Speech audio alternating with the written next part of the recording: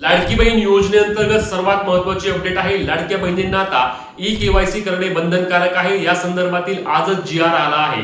त्यामुळेच ई-केवायसी करायची कशी, कोणती कागदपत्र लागणार, सर्व माहिती रील मध्ये सांगणार आहे। त्यामुळे रील शेअर करायला आणि फॉलो करायला विसरू नका।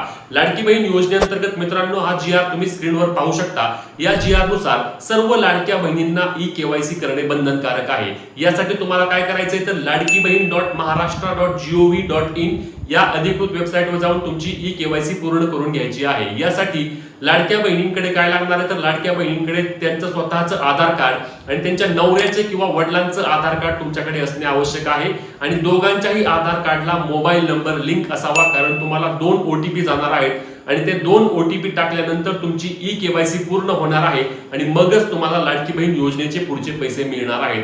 ही ई-केवायसी करण्याची प्रक्रिया किंवा सविस्तर माहिती मी तुम्हाला डायरेक्ट तुमच्या मेसेजमध्ये पाठवणार आहे। जर तुम्ही ही रील तुमच्या 3 मित्रांना शेअर करून कमेंटमध्ये फक्त लाडकी अशी कमेंट करा, परंतु फॉलो केलं असेल तरच रील सेंड होईल, त्यामुळे आधी फॉलो करून